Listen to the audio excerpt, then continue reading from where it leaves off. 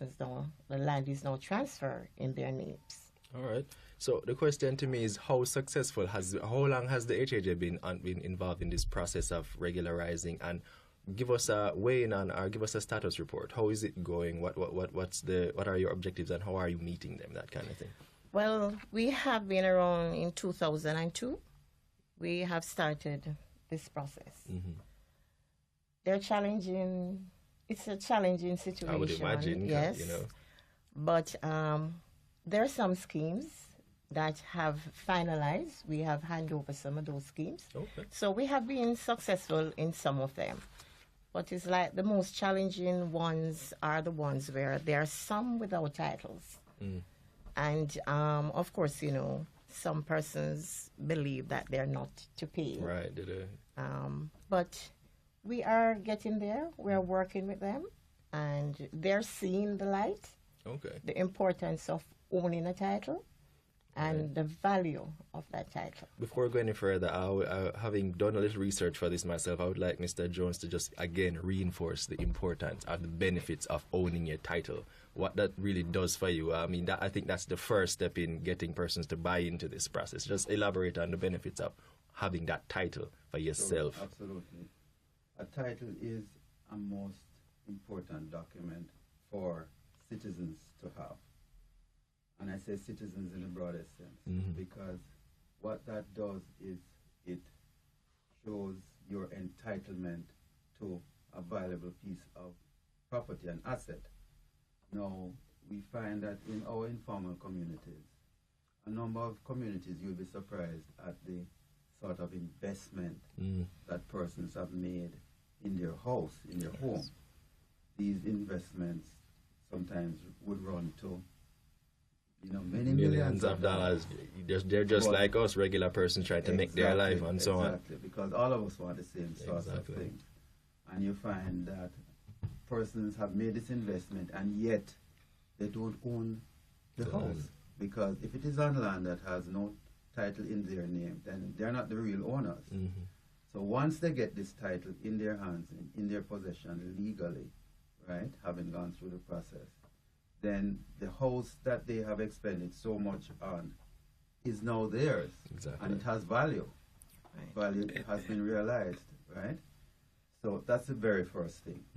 It realizes the value of their investment. Their investment, yes. All that money they spend to build, expand, buy their appliances, things like that. Exactly. Right. Exactly. Now, having got that title, there are a number of things that can be done with it. First of all, you can think of their loved ones, their children. If they were to pass on, they could pass this asset, this valuable asset, their house, onto their loved ones, onto their children, their offspring. They can write the inheritance, that kind of thing. Now, even before this, there's a lot that can be done with a title once you have one. Persons who have children who are going on to higher education, on to university, can use this as collateral for loans to assist in university education. All right, so they can, having that land is probably the best collateral you can have. Yes. It's hard to think of anything better. Right. This collateral can also be used for, if you were to start a business or expand an existing business, the title can be used to access funding or financing to do that. Right. The title can be used to assist persons who may want to acquire a visa. This is proof of ties to Jamaica, and it can be used to get that process, further that process along for persons interested. So you understand, people owning that piece of land is really, it makes a big difference into your whole life and your prospects going forward.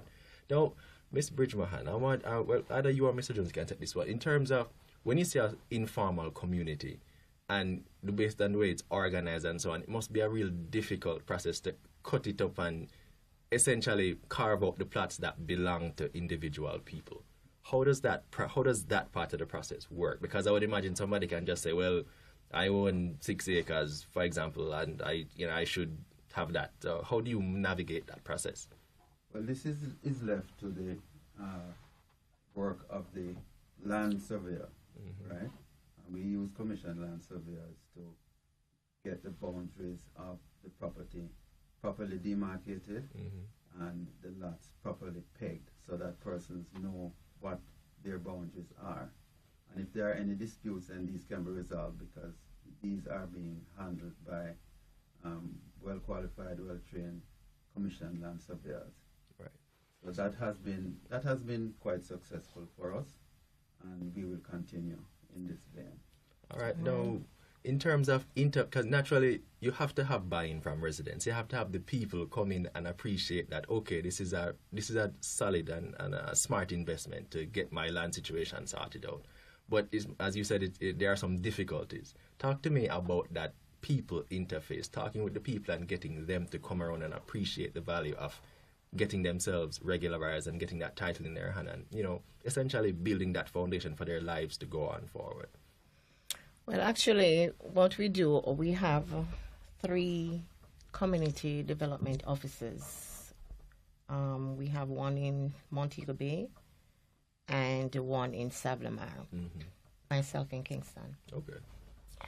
What we do is from time to time, we do visit the schemes that are being assigned. And we go house to house to the persons. We speak to them. We have community meetings. We sit them down and we explain to them the importance of the title, as Mr. Jones just mentioned. And they do see the light and buy into it. And when we explain also the house that they have as against the cost of that lot, most of our developments are in prime location.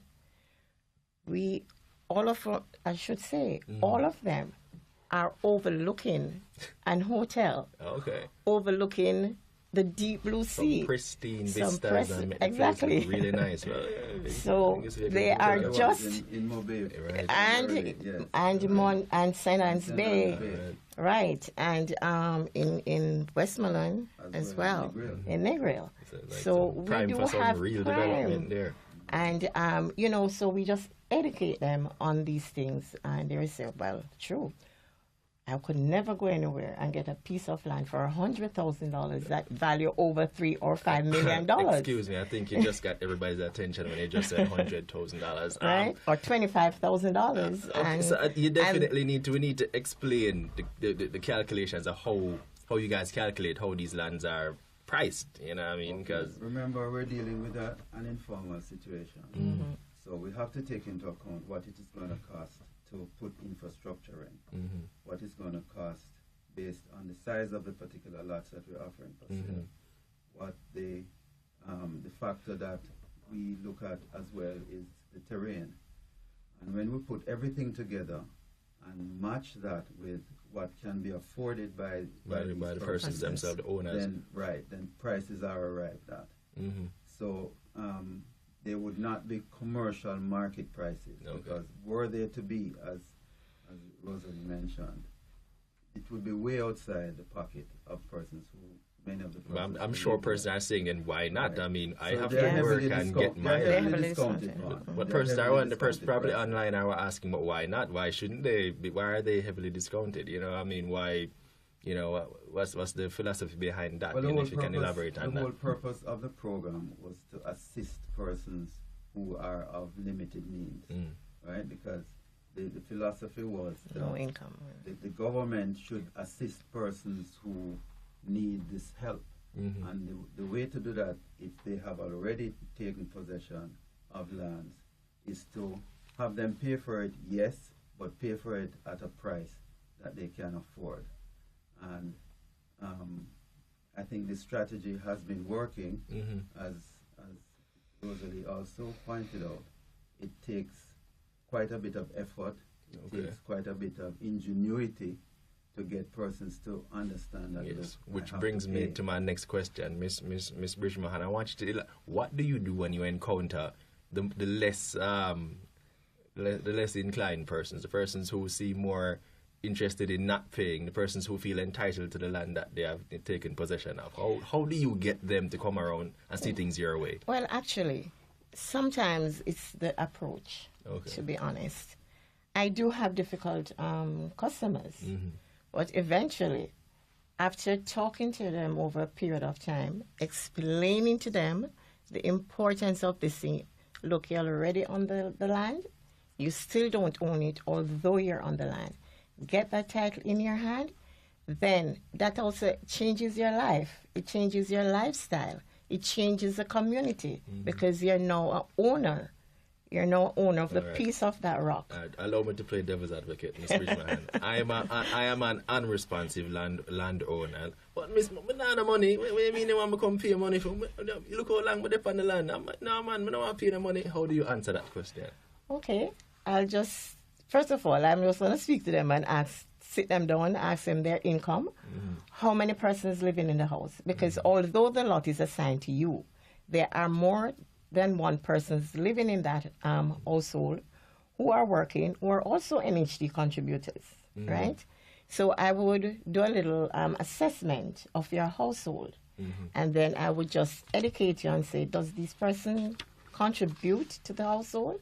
And yes or no. And then I'll encourage them to encourage those persons who are benefiting to help with the payment. And we do get around because they have never seen it that way. Although it is assigned to you, your kids might be working, but you don't see that they should be contributing, but they do. Okay. So in terms of your experience getting and reaching and meeting some of these people, I can imagine some of these settlements aren't exactly cut and dry. They don't look like suburbs. No. So it's not as simple as walking down the road, knocking on the door and opening the door. Tell me how that process has been like for you.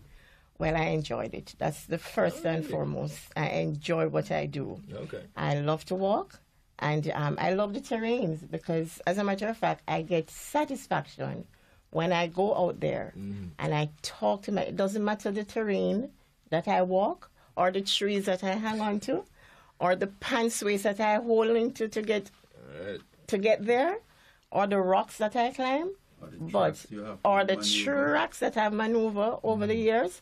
I enjoyed it and I feel satisfied when I get to my customers. I can imagine they really appreciate the effort. They do. When you make the effort to come meet them. Not all of us are on the same page, but at the end of it, they will come back and say, I thank you so much, Ms. Bridgman, for what you have done for me, because they have never seen the light. They didn't see it that way. Because some people were just following what others are saying, but... So essentially, it's not just to clarify, people might see informal settlements and just think everybody is just we don't want to pay, we'll just capture this land, whatever. And so there are persons in there who are interested in bringing themselves into the formal society. We have customers from across section.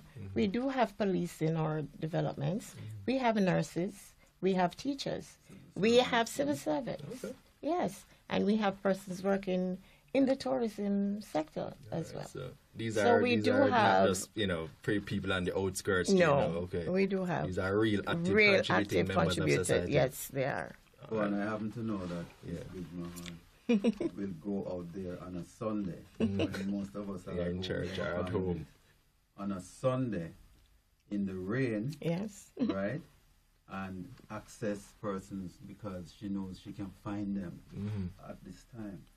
And when they see that sort of persistence, the I effort. would say even the courage. Well, I was about to mention the courage because I don't think many persons would be even interested to enter some of these communities alone as a just intimidating, woman, just seeing them, especially as a woman. I'm here to collect. Okay? And I won't leave until I have an arrangement where I know you will make payment and you will comply. So I really want to lift my hat to herself as well as other of the HAJ staff who make that extra effort and get the job done despite the difficulties. The circumstances. Yeah, all right. And adding to what Mr. Jones is saying, quite recently I went into Miami Bay and it was pouring, really pouring. And I had some agreement because sometimes our customers half of them don't know Kingston.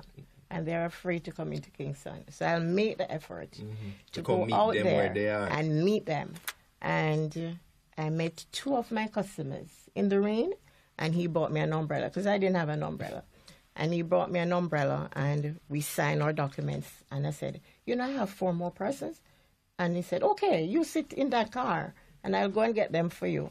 And he went and he got those customers and they signed their documents and they're now being processed for their title. All right, wonderful. So I guess it's the effort that really makes a difference sometimes. You have to go the extra mile and remember that some of our customers are elderly persons as well. Yes, definitely. So we have to think about those persons too. Yeah, right. So and take them into consideration. And that's one of the things, you haven't said it, but it seems to be coming out, that personal touch, that treating them, not treating them humanely, respectfully, and just dealing with them as real people. Yes. That really goes a long way, right? It does. We are all one. That's a motto of HAJ. I care. Mm-hmm. Right? We care. And we exhibit this in how we approach our customers, or if you want to call them our beneficiaries. Okay. All the time, consistently. Yeah. Right. Okay. So let me ask you, one of the things that you also raised is that when you go into these communities and you help to regularize them, it means amenities come in, roads, drains, things like that, and that in itself helps to benefit the community in terms of the personal profile of the community and how persons themselves can benefit from other things. I want you to elaborate a little bit on that for me, Mr. Jones. In terms of persons, you have roads. The impact that's having roads in a community that lifts the whole profile of the neighborhood and how people feel about the community and how persons are able to access the community and things like that. That's a very important point, because I could think of, we do a lot of work in the West, in Montego Bay area. I could think of two communities immediately where our putting in those roads has transformed those communities.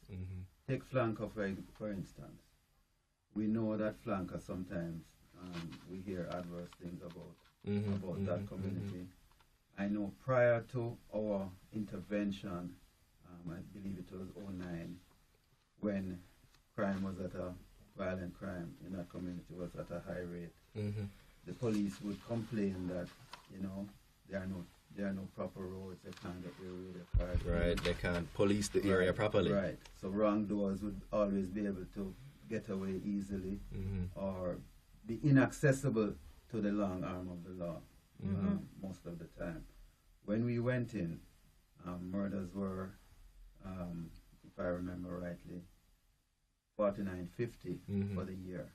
After we went in and put in those roads where persons now were able to drive freely in and out, including the police, 2 for the year. 2? Yes. This is the report that we got. So we felt very happy to know that we were able to make that kind of impact. Right. And similarly in the adjoining community of Norwood, where we also went in and put in a road network. I don't have numbers, but I know for a fact that it has had a very beneficial impact on the community. Persons who would have difficulty getting a taxi to come in, taxis now come in and out freely without any consideration for why them cars rush up or whatever, right? When people get sick, they can easily they can just get in and out, right, and get out to the hospital. But even more broadly, the whole matter of the civic pride that people feel about their own community, having it transformed with the sort of road network and physical infrastructure that we have been able to put in. That cannot be measured, but it certainly is impactful. And we are very happy to be a part of that sort of process. I'm sure the residents are just as happy as well. Oh, yes. But Vaughn, it would be even more powerful, and we would be even more of an agency that can transform the lives of our communities if we were able to access funding for what we call social housing. Okay, yes. Which is to assist communities in putting in physical infrastructure. I've heard my managing director, Mr. Gary Howell, say that were we to be given access to even $1 billion a year, that could go a very far way in transforming our communities, impacting the level of violent crime, and really raising the standard of living of our communities. Playing that part in raising up the whole profile of people and making them want to... In a sustainable way. Right. Okay. Which, well, before I go even further, because you raised some issues I want to touch on, but in terms of, naturally, there are persons, even despite Mr. Bridgemahan's best efforts, there might still be people who choose not to.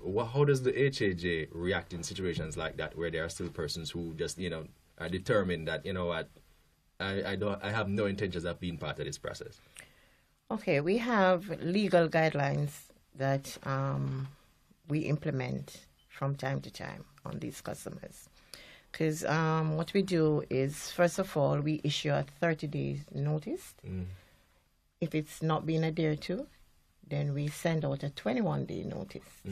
If that is not adhered to, we do a 7 days notice.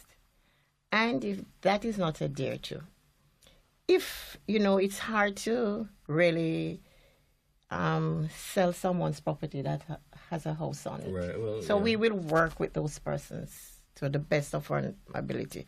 But for those where lots are empty, we just seek to advertise those lots and resell those lots. Yeah, so you just have to make up your mind. We just have to, draw the line at some point. And at least that will make a difference to show to some persons appreciate that you guys are serious about your business. Right.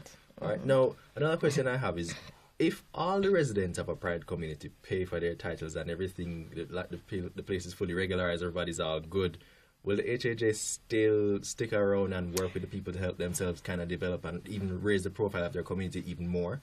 Let me take that one, because we are not just about physical infrastructure and titling. We believe that communities are made up of people, just like you and I. And these persons have the same needs, the same desires, the same aspirations as we all do. Exactly. They also need to be serviced by the social services that are available in the society. And if we can bring these closer to the community, your RGD, your pickup, your health services, your services that assist with persons who need help in drug abuse or teenage pregnancies, all of these social ills and these matters that affect persons, if we can bring, and we do make the effort to bring these services closer to the people, then we know that the community will be better served. Right. Because we try to look at the whole person and not just physical infrastructure. Wonderful. Exactly. All right. And so my last question now is, how does the HAJ intend to ramp up this collection drive? How do you guys intend to step it up and get more persons in these informal communities to log on and get with the program and start paying over for their titles and regularizing themselves and moving forward? You want to say that? Mr. Jones? Well, we're going to be having a vibrant ramping across the island. And how we're proposing is we're going to be doing town criers. We go into the communities with the town criers. We're going to be doing posters in the different areas where, like in the police station, where persons, will go into the libraries, the post office. Meet them where they are. And basically, that's what we'll be doing, get the message out to them. I'm sure you want to probably thank those who have been working with you guys and helping to spread the message on the ground and actually regularizing themselves and so on. I'm sure you want to tell them thanks and let them know you appreciate what they're doing for you. Yes, to my value customers out there, I would really love to tell you how much we appreciate for you working with us. And for those of you who have not received your title or have come forward, I'm asking you please to make it an effort to go to our offices. We have 3 offices, one in Kingston, 13 Caledonia Avenue. That's in the Crossroads area. We have one in Montego Bay, Albion Road, one in Westmoreland at Barracks Road. We're only too happy to have you coming in, sit down with us, talk with us, work out a payment plan, and we will both work together. And when we work together, we do achieve. All right, Okay. wonderful. I could add real quickly.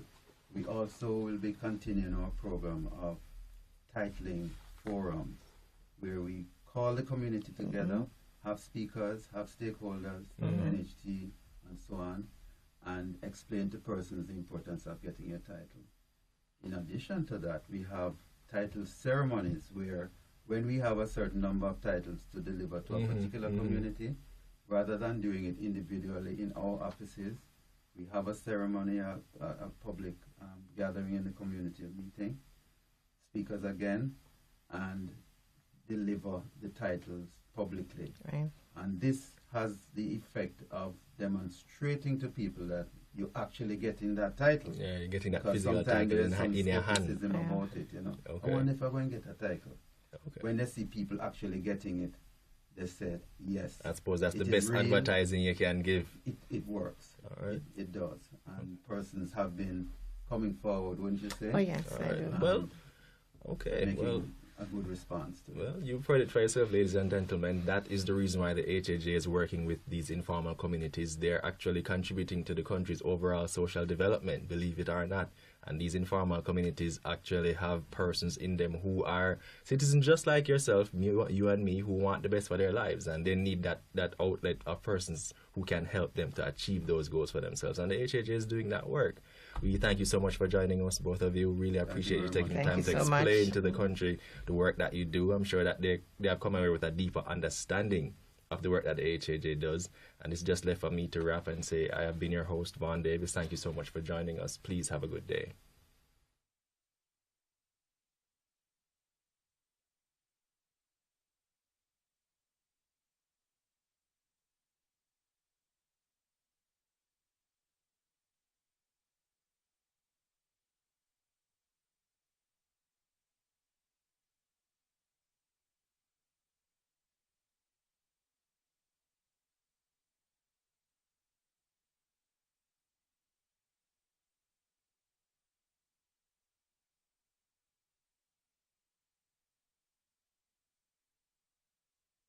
No, when I drive past certain communities, I can feel, don't cut my eye and say, okay, we need to invite him then to when we're having our handing over ceremony. Absolutely. Yeah. You know, We need to I invite you. want to meet the actual residents Yes. themselves and hear their stories and hear how they, did the whole thing themselves and things. So we can do an itinerary for him. Yeah. When I'm going out, you can come with me. Yeah. Wear some water boot and climb. No, he will come. But yeah. All right. I think that's us. We can. It's really, for me, it's really encouraging when my customers are satisfied with me. Sometimes at first they don't see the light and they give you a hard time. But when now they see they come back and they thank you so much and for you I wouldn't be here or living here. Them life have them cool situations out of. Yeah, I mean now that I appreciate the work I'm doing, I'll start ending more. People ask me questions and say, alright. People always run up Yes, okay. That's good. Yeah, we could invite him to do some with GIS for us. Extra cost. It's good to